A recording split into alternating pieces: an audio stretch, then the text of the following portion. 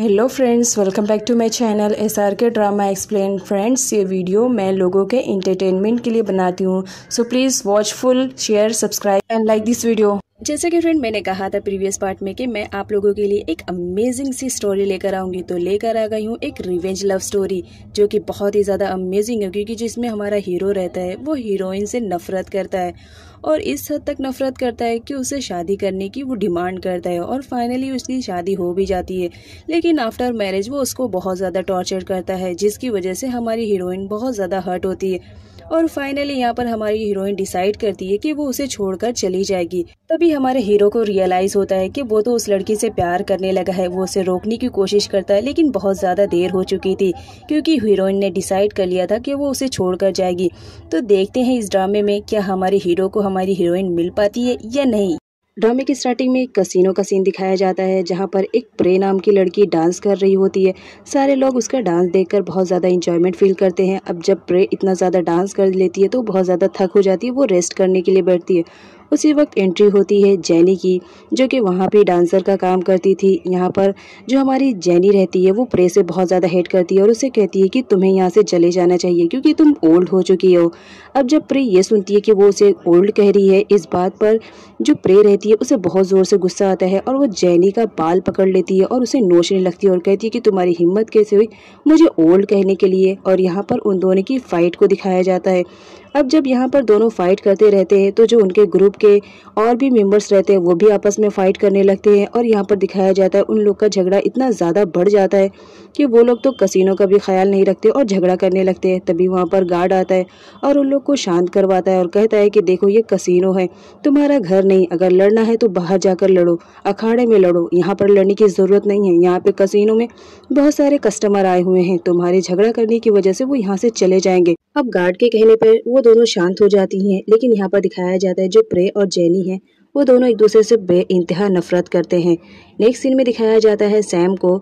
यहाँ पर दिखाया जाता है सैम अपने बेस्ट फ्रेंड की फ़ोटो लेकर बैठे रहता है और उसी के बारे में सोचता रहता है। यहाँ पर दिखाया जाता है जो सैम रहता है उसे लंग्स कैंसर रहता है और वो कैंसर के लास्ट स्टेज पे रहता है। यहाँ पर वो पास्ट में सोचता है। सैम का बेस्ट फ्रेंड जैक रहता है और दोनों एक ही लड़की से प्यार करते हैं जिसका नाम पीट रहता है। यहाँ पर दिखाया जाता है जो पीट रहती है वो जैक को बहुत ज़्यादा पसंद करती है, तो जैक भी पीट को पसंद करता है। इस वजह से दोनों मिलकर डिसाइड करते हैं कि वो बहुत जल्द शादी कर लेंगे।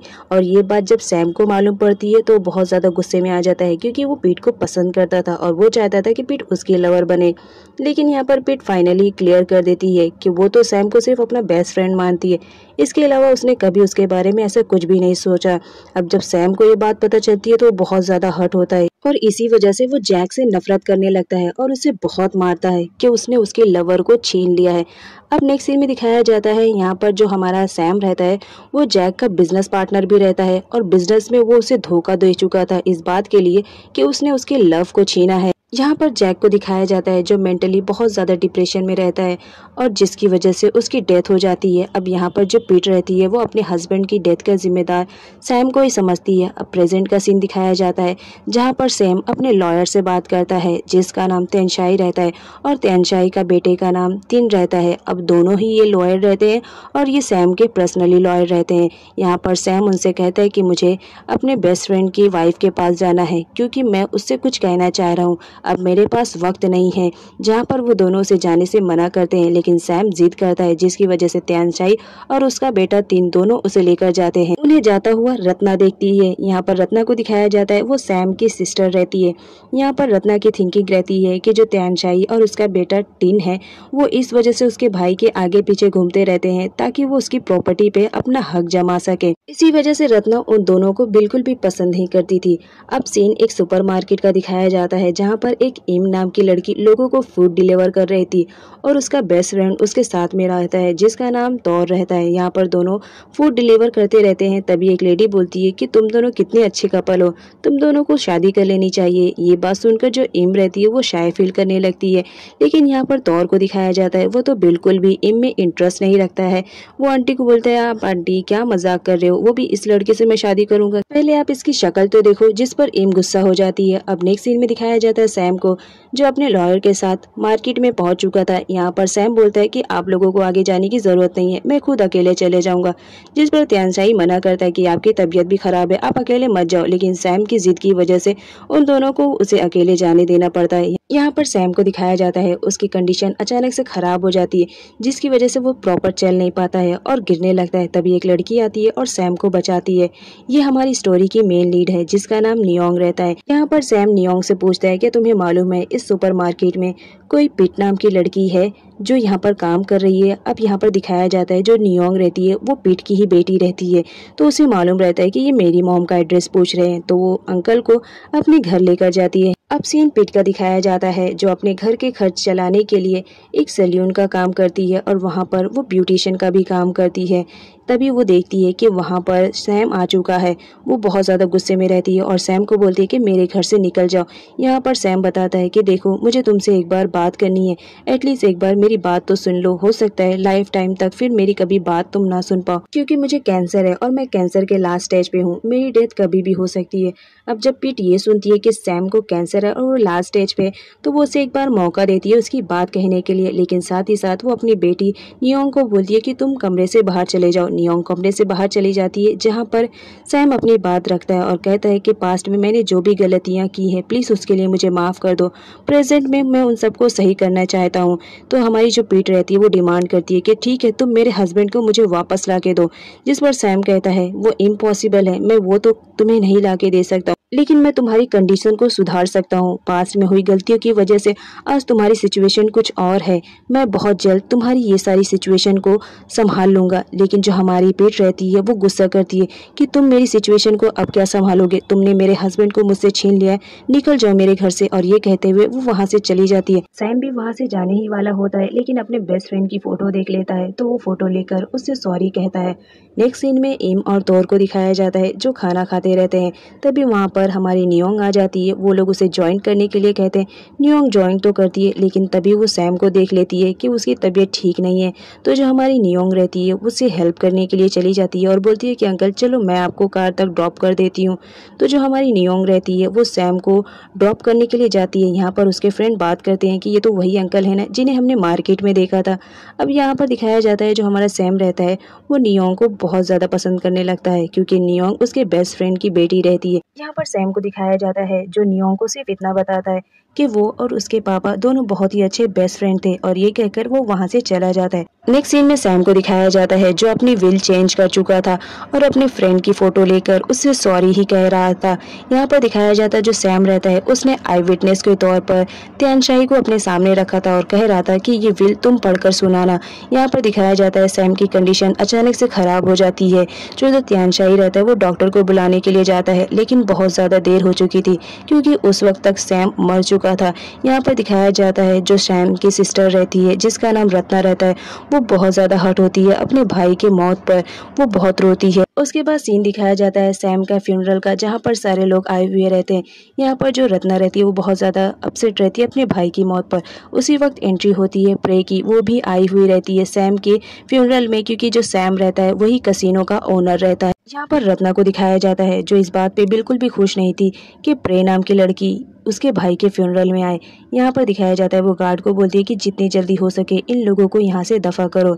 उसी वक्त एंट्री होती है जेनी की। जेनी भी अपने बॉस के फ्यूनरल में आई हुई रहती है क्योंकि सैम कसिनो का ओनर रहता है। यहाँ पर जेनी को दिखाया जाता है जो रत्ना के बाजू में जाकर बैठ जाती है। इस बात पर रत्ना आग बगौला हो जाती है और कहती है कि ये फैमिली मेंबर के लिए प्लेस है, तुम जैसी लड़कियों के लिए नहीं, तुम यहाँ से चले जाओ।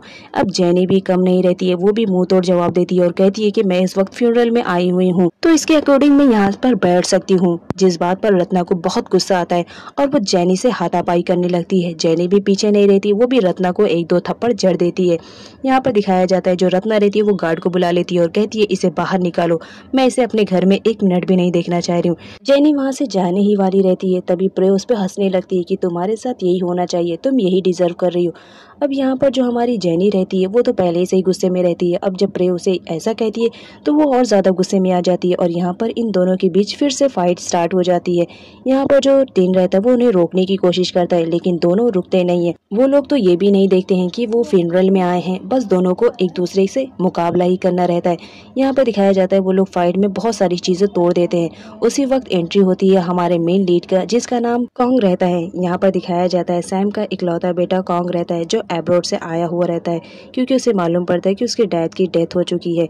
यहाँ पर दिखाया जाता है रत्ना उसे अंदर लेके जाने ही वाली रहती है, लेकिन जो हमारी जेनी रहती है वो उसका हाथ पकड़ लेती है और उससे बात करने की कोशिश करती है, क्योंकि जेनी कॉन्ग को बहुत ज़्यादा पसंद करती थी। इसी वजह से वो चाहती थी कि वो उससे बात कर दे, लेकिन जो हमारा कॉन्ग रहता है वो हाथ छुड़वा लेता है और कहता है कि मैं इस वक्त अपने डैड के फ्यूनरल में आया हूँ। यहाँ पर रत्ना देखती है तो वो उसे अंदर लेकर जाती है। यहाँ पर दिखाया जाता है जो उसके फ्रेंड रहते हैं वो पूछते हैं कि क्या बात है, तुमने तो उसे ऐसा पकड़ा था मानो तुम उससे बहुत ज़्यादा प्यार करती हो। जिस पर जेनी बोलती है सच में मैं उससे बहुत ज़्यादा प्यार करती हूँ और एक न एक दिन मैं उसे हासिल करके रख लूँगी, देखना ये मेरा कॉन्फिडेंस है। यहाँ पर दिखाया जाता है हमारे कॉन्ग को जो कि अपने डैड के फ्यूनरल में आया हुआ रहता है और अपने डैड से सॉरी कहता है कि मैं बहुत देर पहुँचा, थोड़ा जल्दी आया होता तो ज़्यादा बेटर रहता है क्योंकि मैं आपको खो चुका हूँ। यहाँ पर दिखाया जाता है जो प्रे रहती है वो भी कॉन्ग को पसंद करती है। अब नेक्स्ट सीन में इम को दिखाया जाता है जो अपने फ्रेंड तौर के लिए खाना लेकर आती है, लेकिन तौर तो न्यूज़पेपर पढ़ने में बिजी रहता है। वो बोलता है कि इस वक्त मुझे भूख नहीं है, तो हमारी जो इम रहती है वो न्यूज़पेपर को छीनने लगती है और कहती है कि चलो सबसे पहले खाना खाओ। जिस पर तौर बताता है कि ये न्यूज़ पढ़ो तुम। जब हमारी इम न्यूज़ पढ़ती है तो वो शॉक्ड रहती है क्योंकि सैम की डेथ की न्यूज़ रहती है। तो जो हमारा तौर रहता है कहते चलो अब खाना खाते हैं, जिस पर इम बोलती है कि इस वक्त मैं बहुत ज़्यादा बिजी हूँ और खाना लेकर वहाँ से जाने लगती है, ये कहते हुए कि तुम्हें तो भूख नहीं थी। यहाँ पर दिखाया जाता है जो पिट रहती है उसे भी न्यूज़ के थ्रू मालूम पड़ जाता है कि जो सैम है उसकी डेथ हो चुकी है। ये न्यूज़ हमारी नियोंग भी पढ़ लेती है तो वो अपनी मॉम के पास जाती है और पूछती है कि क्या बात है, सैम अंकल का नाम सुनकर आप इतनी ज़्यादा शॉक में क्यों हो जाती हो। जहाँ पर उसकी मॉम उसे एडवाइस करती है कि कभी भी तुम उन लोग से बात मत करना और ना ही उन लोग से कोई रिश्ता रखना। कहा जाता है तियांशी कॉन्ग को विल के बारे में बताना चाह रहा था, लेकिन वो कहता है कि रत्ना को ये विल नहीं सुननी चाहिए क्योंकि सैम के अकॉर्डिंग वो रत्ना को ये विल के बारे में कुछ भी नहीं बताना चाह रहा था। रत्ना कहती है मैं भी तो इस फैमिली की मेंबर हूँ तो मुझे भी सुनना है, लेकिन जो तियांशी रहता है वो मना करता है और ना चाहते हुए भी रत्ना को बाहर आना पड़ता है। रत्ना बहुत ज्यादा गुस्से में रहती है कि ये मेरे ही भाई की विल है तो मैं इसे क्यों नहीं सुन सकती हूँ। वो गुस्से में रहती है और अपना सारा गुस्सा और फ्रस्ट्रेशन अपने नौकरों पे निकालती रहती है। यहाँ पर दिखाया जाता है जो तियांशी रहता है वो विल के बारे में बताता है कि तुम्हारे डैड ने मरने से पहले विल में कुछ चेंजेस किए थे तो तुम्हें जानना जरूरी है, और उनका कहना था कि रत्ना इस विल के बारे में ना जानने पाए। यहाँ पर तियांशी उसे बताता है कि तुम्हारे डैड ने पूरी प्रॉपर्टी और बिजनेस में हाफ तुम्हें दिया है। इस बात पर कॉन्ग शॉक्ड हो जाता है कि मेरे डैड का मैं इकलौता बेटा हूँ तो उन्होंने मुझे हाफ क्यों दिया है।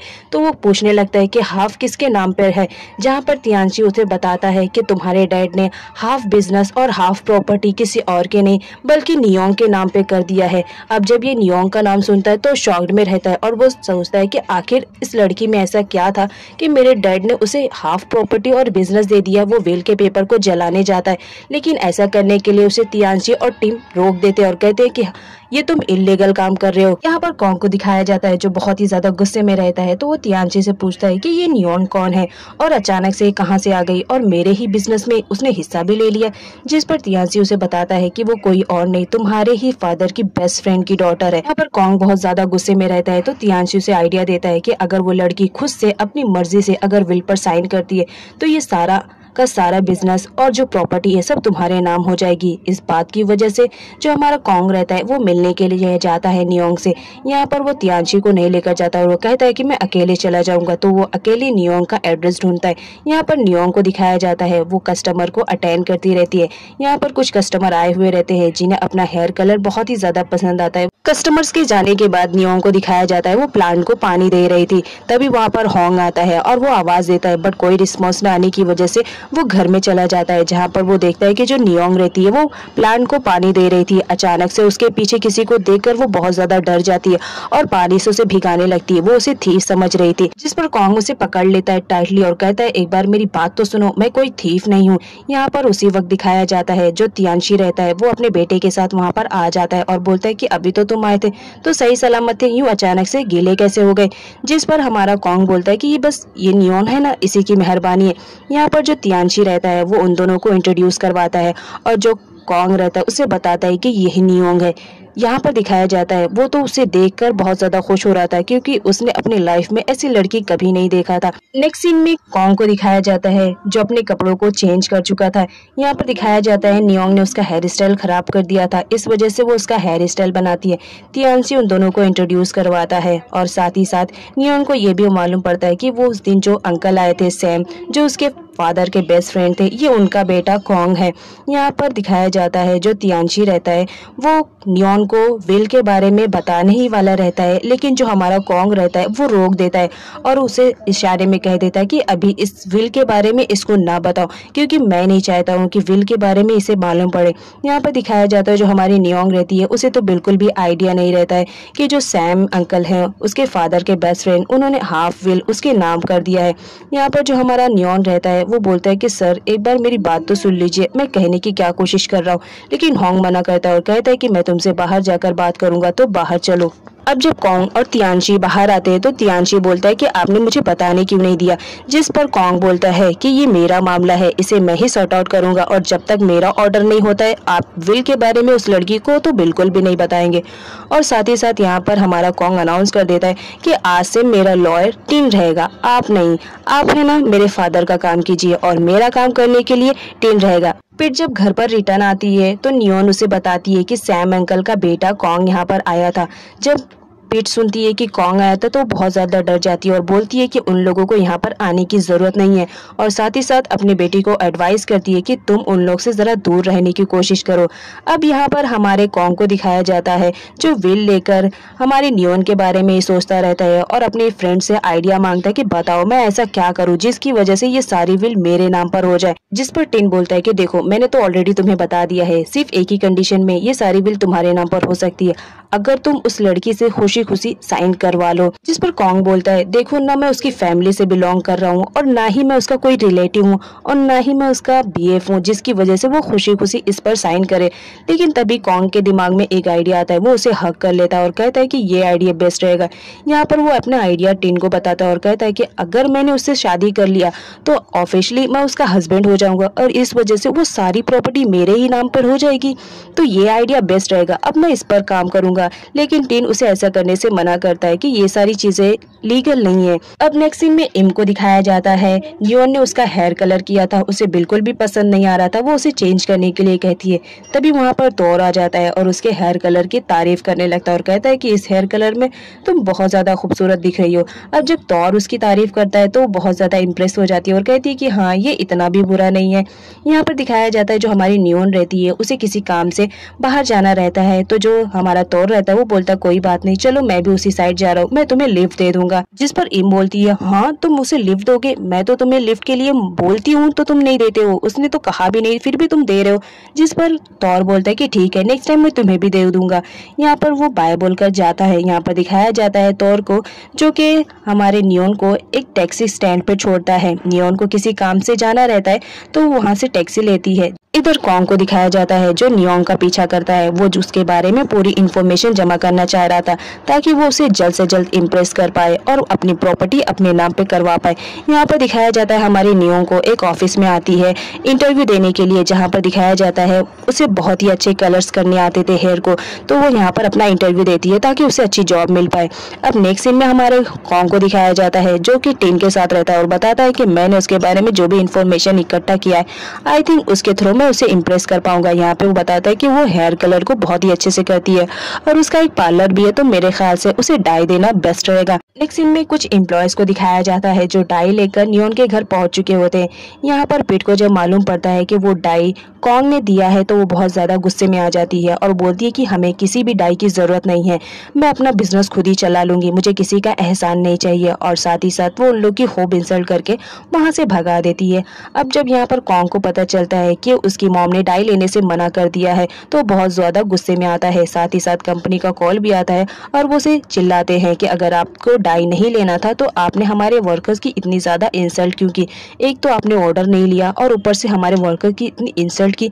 इस बात पर टिन बहुत ज्यादा हंसता है कि तुमने ऐसा काम ही किया है कि तुम दोनों तरफ से सुन रहे हो, मैंने कहा था तुम्हें उसे अच्छे से मनाना है, ना कि इस तरह डाई देकर मनाना है। इस बात पर कॉन्ग वहां से चला जाता है। अब नेक्स्ट सीन में हमारी नियॉन को दिखाया जाता है जो दरवाजा बंद कर रही होती है। तभी वहां पर कॉन्ग आता है और उससे बात करने की कोशिश करता है, लेकिन नियॉन की मॉम ने उससे कहा था कि वो कॉन्ग से दूर रहे, इस वजह से वो उसे वहां से जाने के लिए कहती है। लेकिन कॉन्ग रहता है वो मानता नहीं और उससे पूछता है कि तुमने डाई को रिटर्न क्यों कर दिया है।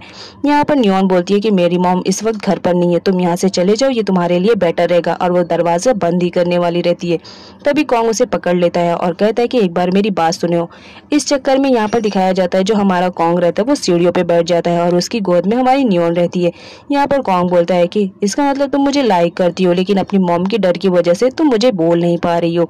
लेकिन हमारी नियॉन उसे धक्का दे देती है और दरवाजे को बंद कर लेती है। उसी वक्त टिन का कॉल आता है तो कॉन्ग उसे रिसीव करता है और बोलता है कि तुम हमेशा गलत टाइम पर ही कॉल करते हो, इतना इंपॉर्टेंट काम कर रहा था, चलो रखो अभी मैं आ रहा हूँ। क्योंकि टिन उसे बोलता है कि इमरजेंसी है, तुम्हें घर आना पड़ेगा। अब नेक्स्ट सीन में दिखाया जाता है हमारी इम और तौर को जो कि नियॉन के घर पर आए हुए रहते हैं क्योंकि उसकी मॉम ने उन लोग को डिनर पर बुलाया था। यहाँ पर पिट को दिखाया जाता है जो अनाउंस करती है कि बहुत जल्द वो दूसरी जगह शिफ्ट होने वाली है क्योंकि वो नहीं चाहती है कि कॉन्ग यहाँ पर आए, इस वजह से वो दूसरी जगह शिफ्ट होती है। यहाँ पर दिखाया जाता है जो हमारा तौर रहता है वो बहुत ज्यादा अपसेट हो जाता है क्योंकि जो नियॉन्ग रहती है वो उसे बहुत ज्यादा पसंद करता है। इस वजह से वो बहुत अपसेट हो जाता है कि नियॉन्ग उसे दूर चली जाएगी। अब नेक्स्ट सीन में कॉन्ग को दिखाया जाता है जो घर आकर बात ले रहा होता है, लेकिन वो नियॉन्ग के ही बारे में सोच रहा होता है। वो सोचता है कि मैं क्या प्लानिंग करूँ जिसकी वजह से जितनी जल्दी हो सके मेरी प्रॉपर्टी मेरे नाम हो जाए। लेकिन वो साथ ही साथ ये भी बोलता है कि नियॉन्ग इतनी भी बुरी नहीं है जितना कि मैंने सोचा था। अब सीन जेनी का दिखाया जाता है जहाँ पर वो आकर अपनी कार को पार्क कर देती है। वो पार्किंग प्लेस प्रे की रहती है, इस वजह से जब प्रे आती है तो वो देखती है कि पार्किंग एरिया में जेनी की कार पार्क है तो बहुत ज्यादा गुस्सा करती है और कहती है कि तुम्हारी हिम्मत कैसे हुई। इस बात पर दोनों के बीच एक बार फिर से फाइट होने लगती है और दोनों दोबारा से लड़ने लगते हैं। यहाँ पर गार्ड आता है उन्हें रोकने के लिए तो जो जेनी रहती है उसे थप्पड़ मार देती है और कहती है कि तुम यहाँ से चले जाओ, ये हमारा मैटर है। उसी वक्त हमारा कॉन्ग भी कसिनो में आ चुका होता है। वो उन दोनों के झगड़े को सॉर्ट आउट करता है और कहता है कि तुम दोनों आखिर किस बात पर लड़ रहे हो। जहाँ पर हमारी जेनी बोलती है कि देखो मैं भी इस कसिनो में कितने दिनों से काम कर रही हूँ तो मुझे भी तो मेरी पार्किंग एरिया मिलना चाहिए। जिस पर प्रे बोलती है कि तुम्हें पार्किंग एरिया की क्या जरूरत है, तुम यहाँ पर कुछ ही टाइम के लिए हो, इसके बाद तुम यहाँ से चली जाओगी। जेनी को बहुत ज्यादा गुस्सा आता है कि प्रे उसके बारे में ऐसा बोले। यहाँ पर जो कॉन्ग रहता है वो उन दोनों को शांत करवाता है और कहता है कि तुम दोनों ही इस कसिनो की इम्पोर्टेंट पर्सन हो तो तुम दोनों के लिए पार्किंग एरिया होना चाहिए। और इस वजह से वो जेनी को पार्किंग एरिया दे देता है जिसकी वजह से प्रे बहुत ज्यादा हर्ट होती है और वो कहती है कि इस लड़की को मैं जितना जल्दी यहाँ से निकालने की कोशिश कर रही हूँ लेकिन वो तो है कि निकलने का नाम ही नहीं ले रही है। यहाँ पर जेनी को दिखाया जाता है वो तो बहुत ज्यादा खुश होती है। यहाँ पर उसकी फ्रेंड बोलती है कि कॉन्ग ने तुम्हारे लिए पार्किंग एरिया कर दिया है, इसका मतलब कॉन्ग भी तुम्हें पसंद करता है। इस बात पर जेनी बहुत ज्यादा खुश होती है और अपने फ्रेंड से बोलती है कि वो दिन दूर नहीं जब मैं कॉन्ग को अपना बना लूंगी और साथ ही साथ ये कसिनो मेरा हो जाएगा। दिखाया जाता है तियानछाई और उसका बेटा टिन दोनों आते हैं मिलने के लिए कॉन्ग के पास, जहां पर वो उससे बोलते हैं कि हमें विल के बारे में नियोंग को बता देना चाहिए। जिस पर कॉन्ग गुस्सा करता है और कहता है कि मेरे बगैर परमिशन के उस नियोंग को बिल्कुल भी बताना नहीं, अगर आपने बताया तो मुझसे बुरा कोई नहीं होगा, मैं सारे सिचुएशन को अंडर कंट्रोल में कर लूंगा और जब ये सारी प्रॉपर्टी मेरे नाम हो जाएगी तब मैं ये सब बताऊंगा। नेक्स्ट सीन में कॉन्ग को दिखाया जाता है जो नियोंग के घर पे उसकी जासूसी करने के लिए पहुंच चुका होता है। यहाँ पर दिखाया जाता है जो हमारी नियोंग रहती है वो अपने ड्रेस को चेंज करती है और ये सारा नज़ारा जो कॉन्ग रहता है वो बाहर से देख रहा होता है और फुल इंटरटेनमेंट होता रहता है। तभी वहाँ पर एक बच्चा आता है और वो बोलता है कि तुम मेरी दीदी को देख रहे हो, क्या मैं आवाज़ दूँ, उन्हें बुलाऊँ? वो बच्चा चिल्लाने लगता है, जिस पर जो कॉन्ग रहता है उसे चुप कराता है और कहता है कि देखो ये सीक्रेट रहेगा हमारे और तुम्हारे बीच में, अगर तुम्हें चाहिए तो मैं इसके लिए तुम्हें पे भी कर दूंगा, ये लो कुछ अमाउंट, आई होप तुम इसे चॉकलेट खाकर खुश हो जाओगे और ये बात किसी को नहीं बताओगे। वो बच्चा वहाँ से चला जाता है तो जो कॉन्ग रहता है वो अपना अधूरा काम करता है, वो नियोंग को देखता ही रहता है। उसे नियोंग बहुत ज्यादा प्रीटी लग रही थी। अचानक से कॉन्ग का फोन बजने लगता है, जिसकी वजह से उसे वहां से भागना पड़ता है ताकि नियोंग को डाउट ना होने पाए। यहाँ पर दिखाया जाता है टिन उसे कॉल करके बताता है कि कुछ मैगजीन वाले आए हैं और वो तुम्हारा इंटरव्यू लेना चाह रहे हैं। यहाँ पर कॉन्ग को दिखाया जाता है, वो कुछ देर सोचने के बाद टिन से कहता है कि ठीक है, उन लोग को बुला लो, मैं उन लोग से कल मिल लूंगा। और यहाँ पर तो उसकी दिमाग में कुछ अलग ही प्लानिंग चल रही थी। यहाँ पर रत्ना को दिखाया जाता है, वो विल के पेपर को पढ़ना चाह रही थी, इस वजह से वो कॉन्ग के कमरे में आकर विल के पेपर्स को ढूंढने लगती है, लेकिन उसे विल के पेपर्स नहीं मिलते हैं। तभी वहाँ पर मेड आती है और बताती है कि प्रे आई हुई है। तो यहाँ पर जो हमारी रत्ना रहती है वो प्रे से मिलने के लिए जाती है और उससे पूछती है कि तुम्हें यहाँ आने की ज़रूरत क्या थी और तुम क्यों आई हो।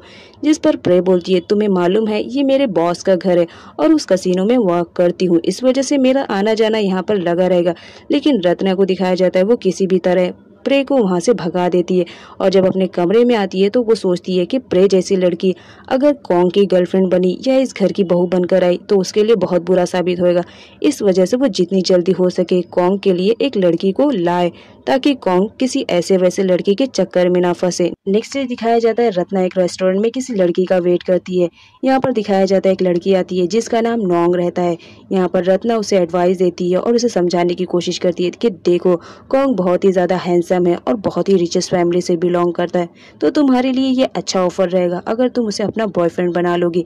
यहाँ पर जो रत्ना रहती है वो फोर्स करती है नोंग को ताकि वो कॉन्ग को अपना बॉयफ्रेंड बना ले और यहाँ पर जब के सामने इतना बेस्ट ऑफर रहता है तो वो उसे ठुकराना पसंद नहीं करती है और वो कहती है कि ठीक है, मैं इस काम के लिए रेडी हूँ। यहाँ पर जो रत्ना रहती है वो बहुत ज़्यादा खुश होती है नोंग से और कहती है कि तुमने मेरा काम कर दिया तो याद रखना मैं तुम्हें उस घर की बहू बना कर ही रहूँगी।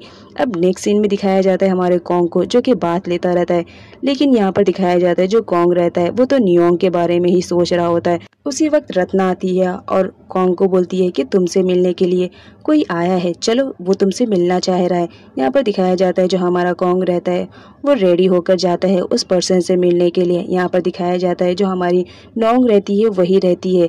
रत्ना उसे लेकर आती है घर पर ताकि कॉन्ग उसकी ब्यूटीनेस को देखकर उसे अपनी गर्लफ्रेंड बना ले। यहाँ पर रत्ना की चालाकी को दिखाया जाता है, वो कॉन्ग को बोलती है कि ये देखो मेरी बेस्ट फ्रेंड की बेटी है और ये अभी एब्रोड से आई हुई है, यहाँ पर ये जॉब की तलाश में है, ये एक मॉडर्न है, तो अगर तुम्हारी कंपनी में इसे कोई जॉब ऑफर हो जाए तो बेस्ट रहेगा। यहाँ पर जो हमारा कॉन्ग रहता है वो बोलता है ठीक है, क्या तुम मेरी कंपनी में एज अ मॉडल काम करोगे। जिस पर जो नोंग रहती है वो रेडी हो जाती है। अब नेक्स्ट सीन में ये बात टिन को भी मालूम पड़ जाती है तो वो कॉन्ग को बोलता है कि तुम किस लड़की को एज अ मॉडल ले रहे हो, तुम्हें मालूम भी है। जिस पर कॉन्ग बोलता है कि मुझे मालूम है, मुझे क्या करना है। देखो अगर मैं एज अ मॉडल ले रहा हूँ तो मुझे उसके मेकअप के लिए भी किसी को बुलाना पड़ेगा और तुम जान रहे हो ना मैं मेकअप आर्टिस्ट के लिए किसको बुलाने वाला हूँ। यहाँ पे वो बताता है कि मैं नियोंग को यहाँ पर बुलाने वाला हूँ क्योंकि एक यही रास्ता दिख रहा था मुझे नियोंग को यहाँ पर लाने के लिए। अगर वो एक बार यहाँ पर आ गई तो देखना बहुत ही जल्द वो मेरे झांसे में आ जाएगी और जितनी जल्दी वो मेरे झांसे में आएगी उतनी जल्दी मैं प्रॉपर्टी और ये सारी चीजें अपने नाम कर लूंगा। दूसरे सीन में दिखाया जाता है हमारी नियोंग के पास एक कॉल आता है और उसे एज अ आर्टिस्ट के तौर पर उसे बुलाया जाता है और उसे अमाउंट भी ज्यादा ऑफर किया जाता है। जिस पर हमारी नियोंग खुश हो जाती है और अपनी मम्मा को बोलती है कि मुझे बहुत ही अच्छी जगह से ऑफर आया है, क्या मैं जाऊं। जिस पर तौर उसे समझाने की कोशिश करता है कि तुमने अपना CV भी उस कंपनी में नहीं जमा किया और वहां से तुम्हारे लिए कॉल आ गया है, मुझे तो कुछ गड़बड़ लग रहा है।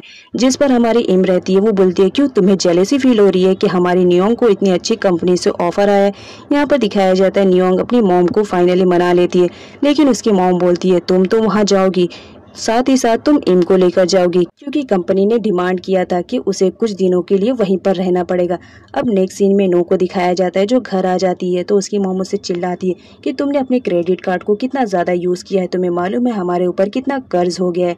जिस पर नोंग बोलती है आपको परेशान होने की ज़रूरत नहीं है, बस कुछ दिन की बात है। उसके बाद जब मेरा बॉयफ्रेंड कॉन्ग बन जाएगा तो ये सारा खर्च वही उठाएगा। आपको मालूम है मेरे पास कितना बढ़िया ऑफर आया है। और जब यहाँ पर उसकी मॉम सुनती है कि मेरी बेटी को इतना बढ़िया ऑफर आया तो वो भी बहुत ज़्यादा खुश होती है और बोलती है आफ्टर ऑल तुम मेरी बेटी हो तो चालाकी तो तुम्हारे अंदर भी होनी ही चाहिए, क्योंकि मेरे अंदर जो है। अब नेक्स्ट सीन में दिखाया जाता है टिन को, जो कि कॉन्ग के घर पर आता है तो देखकर हैरान रहता है कि वहाँ पर तो बहुत ज़ोरों शोरों से सफाई वगैरह चल रही थी। जब टिन अंदर आता है तो वो कॉन्ग से पूछता है कि ये सब हो क्या रहा है। तो कॉन्ग बोलता है कि मेरी फ्यूचर वाइफ आने वाली है तो मैं सोच रहा हूँ कि क्यों ना सारे घर को क्लीन कर दिया जाए। कितना अच्छा लगेगा जब वो आएगी और देखेगी कि इतनी क्लीननेस है हमारे घर में। तो हमारा जो टिन रहता है वो उसे समझाने की कोशिश करता है कि ऐसे काम करके तुम उसका दिल जीतना चाह रहे हो। जिस पर हमारा कॉन्ग बोलता है हाँ, यही सारे काम करके तो मैं उसका दिल जीतूंगा। खैर फिलहाल छोड़ो, टाइम हो गया है, वो आ ही रही होगी, मुझे उसके लिए बुके भी लेने जाना है और उसे रिसीव भी तो करना है पर्सनली। तो तुम अभी दूसरे काम देख लो, मैं उसे रिसीव करने के लिए जा रहा हूँ। अब नेक्स्ट सीन में हमारी नियोंग को दिखाया जाता है, जो इम के साथ पहुंच जाती है कॉन्ग के घर पर। उसे मालूम नहीं रहता है कि ये घर कॉन्ग का है। वो तो उस घर की ब्यूटीनेस को देख के बहुत ज़्यादा अट्रैक्टिव हो जाती है और इम तो पागल ही हो जाती है। तभी वहाँ पर कॉन्ग को देखकर हमारी जो नियोंग रहती है वो शॉक में हो जाती है और बोलती है कि ये तुम्हारा घर है। जिस पर कॉन्ग बोलता है हाँ ये मेरा घर है। तो नियोंग बोलती है इसका मतलब ये सब तुमने प्लान किया था, तुम मुझे यहाँ लाना चाह रहे थे। कॉन्ग बोलता है ऐसी बात नहीं है, तुम एक बहुत ही बढ़िया मेकअप आर्टिस्ट हो, बस इसी वजह से मैं यहाँ पर लेकर आया हूँ, क्योंकि मैंने तुम्हारा काम देखा है, बहुत ही बढ़िया है। और मैं चाहता हूँ कि जिस मॉडल का मैगजीन में फोटो छपे वो बहुत ही ज़्यादा अच्छी और खूबसूरत दिखे, ताकि मेरी कंपनी का भी नाम हो। बस इसी वजह से मैं तुम्हें लेकर यहाँ पर आया हूँ। अदरवाइज मेरे पास और भी मेकअप आर्टिस्ट है, मैं उन्हें ला सकता था, लेकिन मैंने देखा तुम्हारे आर्टिस्ट की तो लाजवाब है, इस वजह से मैंने तुम्हें हायर किया। उसके बाद कॉन्ग नियोन को बोलता है कि चलो अंदर चलते हैं। जो हमारी नियोन रहती है वो अंदर जाने लगती है। इधर पीट को दिखाया जाता है, वो अपने बेस्ट फ्रेंड की चालाकी पे बहुत ज्यादा हंसते रहता है। अब नेक्स्ट सीन में दिखाया जाता है कॉन्ग नियोन को लेकर आता है और उससे कहता है कि तुम बहुत दूर से ट्रैवल करके आई हो तो थक गई होगी, तो चलो क्यों ना साथ में लंच कर लेते हैं। हमारी नियोन को बहुत ज़्यादा ऑकवर्ड फील होता है। वो बोलती है कि नहीं, मैं घर से लंच करके आई हूँ, मुझे इसकी ज़रूरत नहीं है। और ये कहते हुए वो बाहर चली जाती है। इधर इम को दिखाया जाता है, वो उन फूड को टेस्ट करने के लिए बहुत ज़्यादा एक्साइटेड रहती है और उसे टेस्ट करती है। इधर हमारी नियोन को दिखाया जाता है, वो कॉन्ग से पूछती है कि वो सारे लोग कहाँ गए जो मॉडल का शूट करने के लिए आने वाले हैं।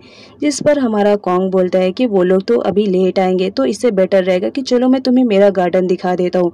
यहाँ पर दिखाया जाता है जो हमारा कॉन्ग रहता है वो अपने प्लानिंग के अकॉर्डिंग सारा काम करता है। यहाँ पर कॉन्ग को दिखाया जाता है जो अपना सारा टाइम नियोन के साथ स्पेंड करने की कोशिश करता है, लेकिन नियोन को अजीब लगता है। तो जो कॉन्ग रहता है वो बोलता है कि तुम मेरे ऑफिस चलो, मुझे तुमसे कुछ इंपॉर्टेंट बात करनी है और तुम्हें फोटोज भी दिखानी है। तो हमारी जो नियोन रहती है वो चली जाती है। अब नेक्स्ट सीन में यहाँ पर इम को दिखाया जाता है, जिसके थ्रू मालूम पड़ जाता है तोर को कि वो लोग इस वक्त कॉन्ग के घर पे है। तो तोर फटाफट जाता है पीट के पास और उसे बता देता है कि जो नियोंग है इस वक्त वो कॉन्ग के घर पर है, जिसकी वजह से उसकी मॉम अपनी बेटी के लिए फिक्रमंद हो जाती हैं और वो बोलती हैं कि मुझे मेरी बेटी के पास लेकर चलो। जिस पर तोर बोलता है कि मेरी गाड़ी थोड़ी सी खराब है, मैं उसे बनाकर आपको लेकर चलता हूँ। इधर कॉन्ग को दिखाया जाता है जो ऑफिस के नाम पर अपने बेडरूम में नियोंग को लेकर आता है। नियोंग को बहुत अजीब लगता है, वो बोलती है कि तुम मुझे ऑफिस में लेकर आए हो या अपने बेडरूम में। जिस पर कॉन्ग बोलता है क्यों, ये मेरा बेडरूम ज़रूर है लेकिन इसमें ऑफिस भी तो अटैच हो सकता है, तो ये मेरा ऑफिस है। चलो यहाँ पर मैं तुम्हें उस मॉडल की पिक्स दिखाता हूँ। वो मॉडल की पिक्स लेने के लिए जाता है। यहाँ पर हमारी नियोंग को दिखाया जाता है, उसे बहुत ज़्यादा अनकंफर्टेबल फील होता है, वो कभी किसी के घर ऐसे आई हुई नहीं थी। यहाँ पर जो कॉन्ग रहता है वो उसे पिक्स दिखाता है और उसके पास चिपकने की कोशिश करता है। जिस पर नियोंग बोलती है कि तुम दूर रहकर भी मुझसे बात कर सकते हो। कॉन्ग बोलता है कि मैं दूर तो रह जाऊंगा, लेकिन देखो इस कमरे में कितना ज़्यादा अंधेरा है, रुको मैं कर्टन्स हटा देता हूँ।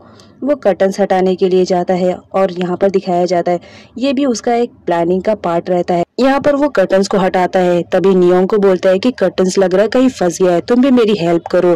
तो जो हमारी नियोंग रहती है वो उसकी हेल्प करने के लिए जाती है, लेकिन अचानक से कॉन्ग गिरने की एक्टिंग करता है, जिसे बचाने के चक्कर में कॉन्ग और नियोंग दोनों एक दूसरे के ऊपर गिर जाते हैं। यहाँ पर कर्टन्स में फंसने की वजह से नियोंग बाहर नहीं निकल पा रही थी। वो कोशिश करती है बाहर निकलने के लिए, लेकिन कॉन्ग उसे बार बार टाइटली हग कर ले रहा था। यहाँ पर कॉन्ग को दिखाया जाता है वो तो उस कर्टन से बाहर निकलने की कोशिश करती है, लेकिन अनफॉर्चुनेटली यहाँ पर नियोंग और कॉन्ग की किस सीन को दिखाया जाता है। उसी वक्त आ जाती है नोंग और उन दोनों को इस कंडीशन में देखकर शॉक्ड होकर और जोर से चिल्लाने लगती है, जिसकी आवाज सुनकर रत्ना भी वहां आ जाती है। लोंग उसे बताती है कि देखो इन दोनों का क्या चल रहा है, ये दोनों एक दूसरे के ऊपर थे और साथ ही साथ इनका किस सीन भी चल रहा था। अब जब रत्ना ये सब सुनती है तो बहुत ज्यादा गुस्से में आ जाती है और वो हमारी नियोंग पर चिल्लाने लगती है और कहती है कि तुम पुअर लोग का यही काम रहता है, जरा भी अमीर लड़का देखा तो उसे फंसाने की कोशिश करते हो, जिस पर हमारी नियोंग को बहुत ज्यादा बुरा लगता है। वो वहां से जाने लगती है तो जो कॉन्ग रहता है वो एक्सप्लेन करने की कोशिश करता है कि देखिए ऐसी कोई बात नहीं है, वो तो बस एक एक्सीडेंट था जिसकी वजह से हम दोनों एक दूसरे के ऊपर गिर गए। नियोंग बहुत ज्यादा हर्ट होती है और वो जॉब छोड़ने का डिसाइड करती है। यहाँ पर दिखाया जाता है जो टिन रहता है वो हंसते रहता है क्योंकि कॉन्ग का जो प्लान था वो फेल हो चुका था। यहाँ पर हमारे कॉन्ग को दिखाया जाता है जो नहीं चाहता था कि नियोंग वहां से जाए, तो इसकी वजह से वो नियोंग को मनाने के लिए जाता है और यहाँ पर दिखाया जाता है कि फाइनली कॉन्ग नियोंग को मना लेता है काम करने के लिए। अब नेक्स्ट सीन में फोटोशूट का दिखाया जाता है जहाँ पे नोंग आती है अपना मेकअप करवाने के लिए, लेकिन वो नियोंग के प्रोडक्ट को देखती है और कहती है कि तुम्हारे प्रोडक्ट कितने सस्ते हैं, अगर मैं इनसे मेकअप करूंगी तो मेरा फेस है वो खराब हो जाएगा, इस वजह से मुझे ऐसे प्रोडक्ट मत लगाओ। यहाँ पे जब कॉन्ग आता है तो हमारी जो लोंग रहती है वो बोलती है कि ये मेकअप अच्छे नहीं, बहुत सस्ते क्वालिटी के, अगर मैं इसे अपने चेहरे पे अप्लाई करूंगी तो कहीं मुझे रैशेस ना हो जाए, इस वजह से मैं इनको नहीं अप्लाई करूंगी। जिस पर कॉन्ग बोलता है कि कोई बात नहीं, मैं तुम्हारे लिए ब्रांडेड कंपनी के मेकअप ऑर्डर कर लूंगा, लेकिन तुम फिलहाल इस वक्त अपना शूट करवाओ। यहाँ पर दिखाया जाता है जो हमारी नियोंग रहती है उसे बहुत ज्यादा बुरा लगता है कि कोई उसके मेकअप आर्टिस्ट के बारे में ऐसा कुछ कहे, तो वो डिसाइड करती है कि वो अब यहाँ पर 1 मिनट भी रुकेगी नहीं, वहां से चली जाएगी। लेकिन जो हमारा कॉन्ग रहता है वो तो डिसाइड कर चुका था कि वो किसी भी हाल में नियोंग को वहां से जाने नहीं देगा। इस वजह से वो लोंग को मना लेता है और कहता है कि कोई बात नहीं, मैं तुम्हारे लिए दूसरा मेकअप का सेट मंगवा दूंगा। यहाँ पर कॉन्ग के जाने के बाद जो रंपता रहती है वो लोंग को बोलती है कि तुम जितनी जल्दी हो सके इस लड़की को यहाँ से दफा करो, क्योंकि मुझे ये बिल्कुल भी पसंद नहीं है। और सेम यही बात हमारी नोंग भी कहती है। अब यहाँ पर दिखाया जाता है जो इम रहती है वो बहुत ज्यादा गुस्से में आ जाती है कि उन लोग की हिम्मत कैसे हुई मेरे फ्रेंड के मेकअप आर्टिस्ट के बारे में ऐसा कहने के लिए, और वो उन लोग से झगड़ा करने के लिए जाती है। तभी नेक्स्ट सीन में दिखाया जाता है जो तोड़ रहता है वो इम के पास कॉल करता है और उससे कॉन्ग का एड्रेस पूछता है, लेकिन जो हमारी इम रहती है वो फोन को कट कर देती है। नेक्स्ट सीन में दिखाया जाता है जो लॉन्ग रहती है उसका मेकअप होता रहता है और मेकअप कोई और नहीं नियोंग करती रहती है और साथ ही साथ उसका हेयर स्टाइल भी बनाती है। लेकिन जो यहाँ पर नियोंग रहती है वो नियोंग को नीचे गिराने के लिए उसे कहती है कि पता नहीं कैसे कैसे लोग आ जाते हैं मेकअप आर्टिस्ट बनने के लिए जिनको मेकअप का एम भी नहीं पता रहता है। रंपता भी उसकी के साइड रहती है और बोलती है कि तुम बिल्कुल ठीक कह रही हो। यहाँ पर इम को दिखाया जाता है जो आती है और रंपता से झगड़ा करने लगती है कि तुम्हारी हिम्मत कैसे हुई मेरे फ्रेंड के बारे में ऐसा बोलने के लिए। लेकिन सिचुएशन को हैंडल करने के लिए वहाँ पर कॉन्ग आ जाता है और वो सिचुएशन को हैंडल कर लेता है और कहता है कि बस कुछ दिनों की बात है, शूट खत्म हो जाएगा, उसके बाद ये लोग यहाँ से चले जाएंगे। अब नेक्स्ट सीन में दिखाया जाता है जहाँ पर लॉन्ग का फोटो शूट हो रहा था, सारे लोग अपने अपने काम में बिजी थे, एक अकेला कॉन्ग ही रहता है जो नियोंग को देखता रहता है क्योंकि वो उसके साथ ज्यादा से ज्यादा टाइम स्पेंड करना चाह रहा था ताकि वो उसके बारे में जितनी ज्यादा इन्फॉर्मेशन इकट्ठा कर सके वो करे ताकि वो उसको इम्प्रेस करके अपनी खोई हुई प्रॉपर्टी को वापस ले ले। यहाँ पर वो उसी के पास चिपकने की कोशिश करता है, लेकिन रंपता आती है और कहती है कि जाओ देखो उसका मेकअप कितना ज्यादा खराब हो गया है, तुम्हें लॉन्ग का मेकअप करना चाहिए। जहाँ पर हमारी नियोंग जाती है उसका मेकअप करने के लिए, उसी वक्त वहाँ पर कॉन्ग आता है जो नियोंग के लिए वाटर लेकर आया था और बोलता है तुम बहुत ज्यादा थकी लग रही हो तो तुम जाकर रेस्ट कर लो, मैं ये सब हैंडल कर लूंगा। जो हमारी नियोंग बोलती है कि ये तो मेरा काम है, तो मैं ये सब करने के बाद वापस चली जाऊंगी। यहाँ पर दिखाया जाता है जब रंपता देखती है कि जो कॉन्ग है वो नियोंग के पास ही चिपकने की कोशिश कर रहा है तो वो उसके पास जाती है और उससे कहती है कि जाओ तुम जाकर उसका मेकअप सही करो, देख रही हो लॉन्ग का मेकअप कितना ज्यादा खराब हो रहा है। फोटोशूट खत्म होने के बाद जो नियोंग रहती है वो एक जगह रेस्ट करने के लिए बैठती है, तभी वहाँ पर कॉन्ग आ जाता है और उससे फोटोशूट के ही बारे में बात करता रहता है और उसके पास घास खसकते रहता है। यहाँ पर जो नियोंग रहती है उसे बहुत ज़्यादा अजीब फील होता रहता है। तभी वहाँ पर रंपता आ जाती है और उसे उठाकर लेके जाती है और कहती है कि तुम्हें दूसरा काम नहीं है, इस लड़की को छोड़ो। अब यहाँ पर दिखाया जाता है जो हमारी इम रहती है वो रंपता से झगड़ा करने लगती है क्योंकि रंपता उसके साथ बहुत गलत बिहेवियर कर रही थी। इधर कॉन्ग को दिखाया जाता है जो थोड़ा सा रिलैक्स करने के लिए अपने कमरे में आता है, जहाँ पर टिन बोलता है ब्रो अभी रेस्ट करने का टाइम नहीं है, नीचे फोटो शूट हो रहा है तो तुम्हें वहां जाना चाहिए। अब यहाँ पर कॉन्ग को गुस्सा आता है कि वो जरा सा रेस्ट भी नहीं कर सकता है। एक सीन में नियोंग को दिखाया जाता है जो नोंग का मेकअप कर रही होती है। तभी नोंग उस पर इल्जाम लगाने लगती है कि इसने मेरे फेस को बहुत जोर से स्क्रब किया है जिसकी वजह से मुझे बहुत जोर से हर्ट हो रहा है। यहाँ पर जो रंपता रहती है वो भी नोंग के साथ रहती है और वो बोलती है कि तुम कैसे मेकअप आर्टिस्ट हो, इससे बेटर रहेगा कि तुम यहाँ से चले जाओ। अब जब इम सुनती है ये सारी बातें तो उसे बहुत गुस्सा आता है और वो रंपता से लड़ने लगती है। यहाँ पर उन दोनों के बीच फाइट भी हो जाती है। नियोंग इम को रोकने की कोशिश करती है और कहती है कि चलो हम लोग यहाँ से चलेंगे, लेकिन जो रंपता रहती है वो तो बहुत ही ज्यादा तेज रहती है, वो तो इम से लड़ने ही लगती है। अब इम भी पीछे नहीं रहती है, वो भी एक हाथ जड़ देती है रंपता को। यहाँ पर दिखाया जाता है रंपता इम को पूल में गिराने की कोशिश करती है लेकिन अनफॉर्चुनेटली खुद ही गिर जाती है और साथ ही साथ नोंग भी गिर जाती है पूल में, जिस पर इम और नियोंग दोनों हंसने लगते हैं कि ये लोग हमें गिराने वाले थे और देखो खुद ही गिर गए। यहाँ पर जो नोंग रहती है उसे बहुत गुस्सा आता है और वो जूस का गिलास उठाकर फेंक देती है, लेकिन अनफॉर्चुनेटली वो जूस किसी और पे नहीं बल्कि कॉन्ग पर गिर जाता है। उस वक्त तो कॉन्ग को बहुत ज्यादा गुस्सा आ रहा था लेकिन वो अपने आप को कंट्रोल करता है। और नेक्स्ट सीन में दिखाया जाता है जहाँ पर वो लोग पूल से बाहर निकल चुके होते हैं और अपने ड्रेस को चेंज कर चुके होते हैं। यहाँ पर कॉन्ग उनसे पूछता है कि ऐसी कौन सी आफत आन पड़ी थी जो तुम लोगों को इस तरह लड़ना पड़ा, तुम्हें आइडिया भी है कि मेरा कितना ज्यादा लॉस जाएगा। जिस पर रंपता बोलती है कि ये सब इसी लड़की की वजह से हो रहा है।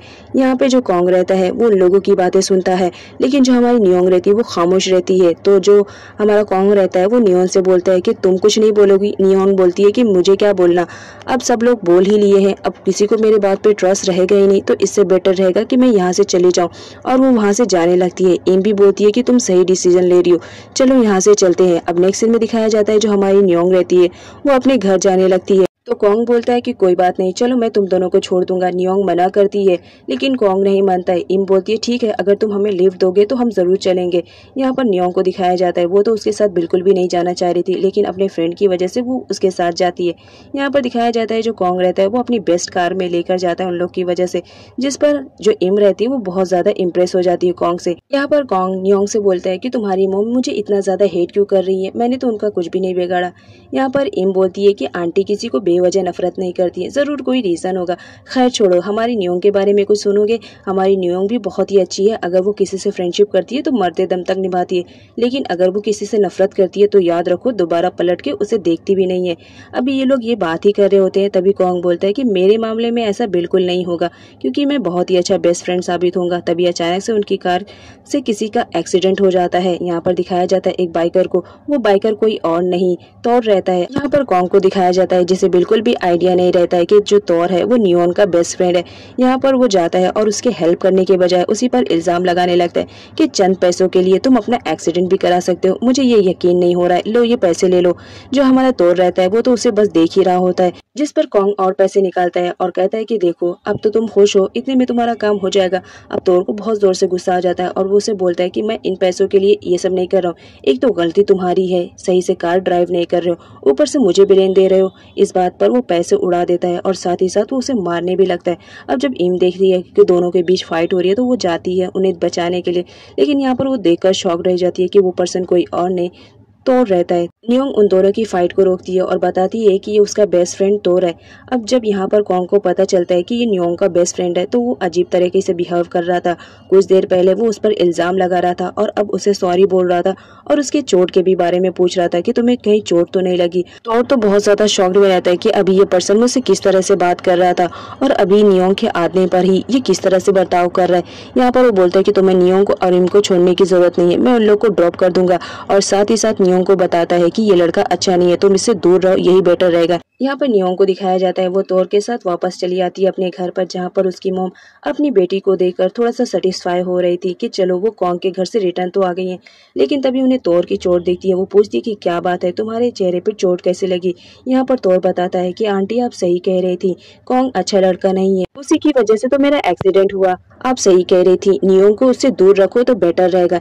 यहाँ पर हमारी नियोंग को दिखाया जाता है वो अपनी मॉम के साथ अंदर कमरे में चली जाती है। यहाँ पर उसकी फ्रेंड आती है और उसे बताती हैं कि जो तौर कह रहा था क्या वो सही कह रहा था, कॉन्ग सच में अच्छा लड़का नहीं है। लेकिन मुझे तो ऐसा नहीं लग रहा है, मुझे लग रहा है कॉन्ग अच्छा लड़का है क्योंकि मैंने उसके साथ इतना ज्यादा टाइम स्पेंड किया। मुझे लग रहा है तौर को जरूर कुछ मिसअंडरस्टैंडिंग हो गई है, इसी वजह से वो ऐसा कह रहा है। वरना हमने कॉन्ग को देखा, वो कितना अच्छा लड़का है, वो तुम्हारी कितनी ज्यादा केयरिंग कर रहा था, तुम्हें जूस दे रहा था, पानी दे रहा था, ऐसा लग रहा था कि वो तुमसे कितना ज्यादा प्यार करता है। सच में कहीं वो तुमसे प्यार तो नहीं कर रहा है? जिस पर नियोंग बोलती है अपनी बेवकूफ वाली बातें बंद करो, रात बहुत हो गई है, जाओ यहाँ से सोने के लिए, मुझे भी तो सोना है। जिस पर इम चली जाती है सोने के लिए। लेकिन जो हमारी नियोंग रहती है वो इम की बातों को भुला नहीं पा रही थी, उसे बार बार इम की बातें याद आ रही थी कि कॉन्ग कहीं उससे प्यार तो नहीं कर रहा है। इधर कॉन्ग को दिखाया जाता है जिसका वही हाल रहता है, वो भी नियोंग के साथ गुजारे हुए सीन को याद करते रहता है और मुस्कुराता रहता है। लेकिन साथ साथ वो ये भी बोलता है कि मैं तुमसे जल्दी अपने 500 करोड़ रिटर्न लेने वाला हूँ। इधर सीन कसिनो का दिखाया जाता है जहाँ पर जेनी और प्रे आए हुए रहते हैं, दोनों अपना परफॉर्मेंस प्ले करते हैं। आफ्टर परफॉर्मेंस वो लोग कॉन्ग को ढूंढते हैं क्योंकि कॉन्ग काफी दिनों से कसिनो में नहीं आया हुआ रहता है। यहाँ पर जेनी को दिखाया जाता है जो प्रे के खिलाफ प्लानिंग बनाती रहती है कि वो किस तरह उसे यहाँ से बाहर कर देगी। लेकिन साथ ही साथ प्रे को भी दिखाया जाता है, वो भी जेनी के खिलाफ प्लानिंग बनाती रहती है कि वो भी उसे कसिनो से बहुत जल्द आउट कर देगी, जिसमें उसकी फ्रेंड उसे पूरा सपोर्ट करती है। अब नेक्स्ट सीन में तियानशाई को दिखाया जाता है जो कॉन्ग से मिलने के लिए आया हुआ रहता है। वो बोलता है कि अगर तुमने नियोंग को सच्चाई नहीं बताया तो याद रखना मैं उसे बता दूंगा। जिस पर कॉन्ग बोलते हैं अंकल मैंने आपसे कुछ दिन के लिए टाइम लिया है, तो एटलीस्ट जब तक कि आप थोड़ा पेशेंट रखे तब तक मैं ना कुछ तो जरूर कर लूंगा। अब नेक्स्ट सीन में हमारी नियोंग को दिखाया जाता है जो मार्केट में शॉपिंग कर रही होती है। वो पे करने ही वाली रहती है, तभी वहाँ पर कॉन्ग आ जाता है और वो पे करने लगता है। जिस पर नियोंग बोलती है कि मुझे तुम्हारे पैसों की जरूरत नहीं है। तो जो कॉन्ग रहता है वो बोलता है कि नहीं तुमने मेरे साथ काम किया है तो चलो एटलीस्ट इसके लिए तो मैं तुम्हें पे कर सकता हूँ, और वो पे कर देता है। यहाँ पे नियोंग उसे समझाती है कि देखो तुम यहाँ से चले जाओ, तुम्हारे लिए यही बेटर रहेगा। लेकिन जो कॉन्ग रहता है वो बोलता है कि मैं तो तुम्हारी हेल्प करने के लिए आया हूँ, तो थोड़ी सी तो हेल्प करने का मौका मुझे भी दो, तुमने भी तो मेरी कितनी हेल्प की थी। नियोंग उसे बार बार मना करती है कि मुझे तुम्हारी हेल्प की जरूरत नहीं है, मैं अपने काम खुद कर सकती हूँ। लेकिन जो कॉन्ग रहता है वो तो मानने के लिए रेडी ही नहीं रहता है और उसका सामान जबरदस्ती ले लेता है और कहता है कि चलो मैं तुम्हारा सारा सामान उठा लूंगा, तुम इतनी नाजुक हो, इतना सारा सामान तुम कैसे ले पाओगी।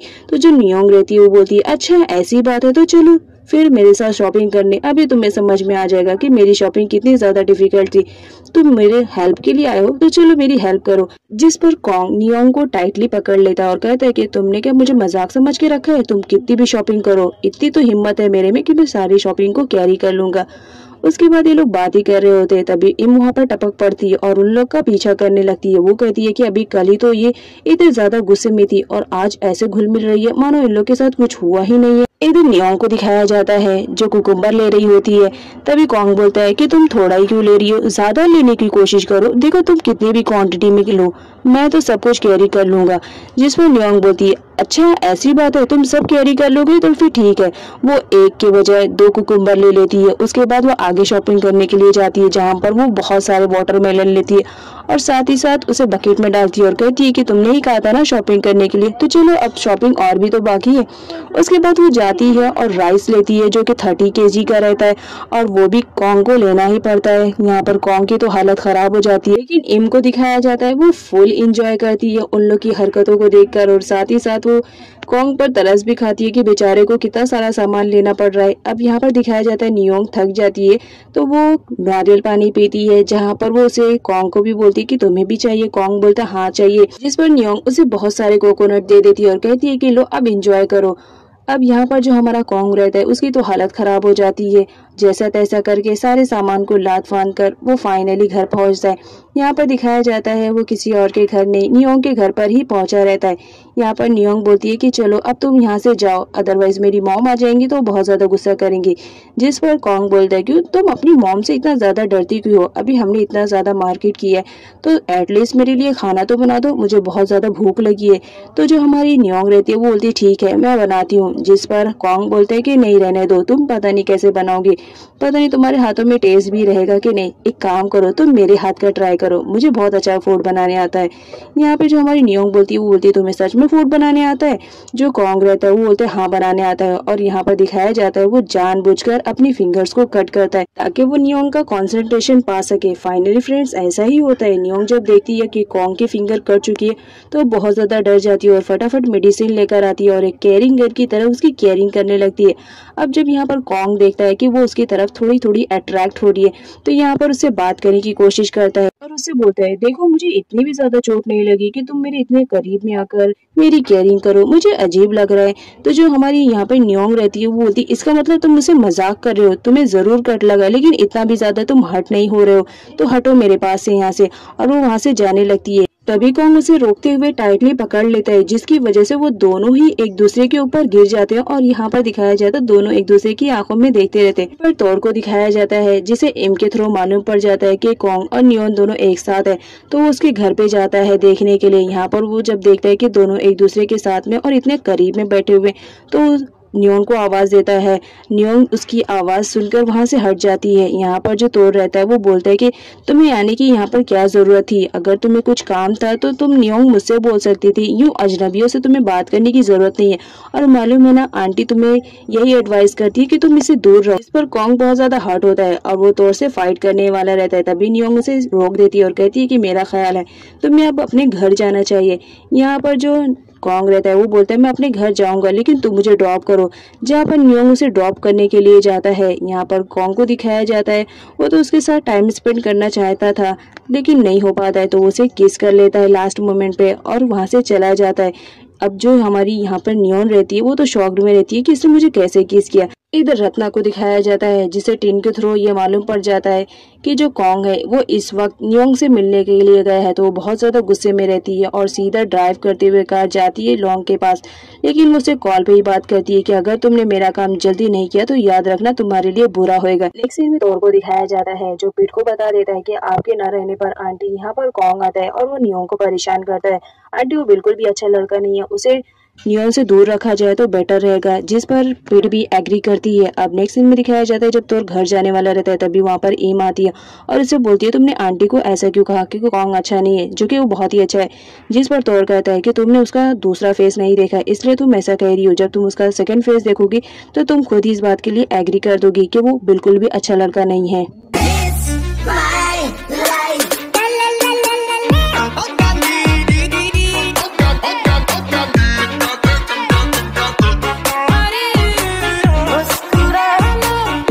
प्रे को दिखाया जाता है जो कॉन्ग के घर पर आई हुई रहती है उससे मिलने के लिए। एक मैड उसे मिली रहती है जिसे पैसे देकर वो कॉन्ग के कमरे में चली जाती है और यहाँ पर दिखाया जाता है वो आते ही कॉन्ग के कमरे में कैंडल्स को जलाती है और अपने आप को भी रेडी करती है और एक ब्यूटीफुल सा नाइट ड्रेस पहनती है और कहती है कि बस कॉन्ग तो आज मुझ पर लट्टू ही हो जाएगा। और ये कहकर वो उसके बेड पे सो जाती है और कॉन्ग का इंतजार करती रहती है। यहाँ पर दिखाया जाता है उसी वक्त जेनी भी आ जाती है जहाँ पर मैड उसे जाने से मना कर देती है, लेकिन वो देख लेती है कि प्रे की कार है तो वो जैसा तैसा करके वहाँ अंदर जाने की कोशिश करती है। मैड मना करती है उसे जाने के लिए और कहती है कि घर में कोई नहीं है, लेकिन जो हमारी जेनी रहती है वो कहती है कि यहाँ पर प्रे आई हुई है, उसे झूठ बोलने की जरूरत नहीं है, ये लोग कुछ अमाउंट रखो और अपना मुंह बंद करो और मुझे जाने दो। लेकिन जो मैड रहती है उसे जाने नहीं देती है। तो यहाँ पर जो हमारी जेनी रहती है वो थोड़ी स्ट्रॉन्ग रहती है, वो मैड को कैसे भी पुश करके वहां से चली जाती है और जाते ही कॉन्ग के कमरे में सो जाती है क्योंकि उसे मालूम रहता है कि बगल में सोने वाली लड़की कोई और नहीं प्रे है। प्रे तो उसे कॉन्ग समझ के रोमांस कर रही होती है, लेकिन उसे पता चलता है कि ये जेनी है तो उसे फाइट करने लगती है और कहती है कि तुम कॉन्ग के कमरे में क्या कर रही हो। जिस पर जेनी बोलती है तुम यहाँ पर कॉन्ग को सेड्यूस करने के लिए आई हो, तो मैं तुम्हारा प्लान फ्लॉप करने के लिए आई हूँ। और इन दोनों के बीच एक बार फाइट होने लगती है, यहाँ तक कि हमारी जेनी को दिखाया जाता है वो प्रे को भिगा भी देती है और कहती है तुम बहुत ज्यादा हॉट हो ना, तुम्हें बहुत ज्यादा गर्मी लग रही है तो लो थोड़ा सा ठंडा हो जाओ। उसी वक्त रत्ना को दिखाया जाता है वो भी अपने घर पे आ चुकी हुई रहती है। उन दोनों की फाइट की आवाज को सुनकर वो जाती है कॉन्ग के कमरे में तो देखकर शॉक्ड रह जाती है। वो पूछती है उन लोग से कि तुम दोनों यहाँ पर क्या कर रहे हो, तुम दोनों कॉन्ग के कमरे में क्या करने के लिए आए हो। जिस पर जेनी बताती है कि प्रे यहाँ पर कॉन्ग को सेड्यूस करने के लिए आई हुई है। ये बात सुनकर रत्ना बहुत ज्यादा गुस्से में आ जाती है। वो उन दोनों से कहती है कि तुम्हें आइडिया भी है, तुम दोनों क्या करने की कोशिश कर रहे हो। अगर कॉन्ग को पता चलेगा तो तुम दोनों को पहले ही फुर्सत में कसीनो से बाहर करेगा।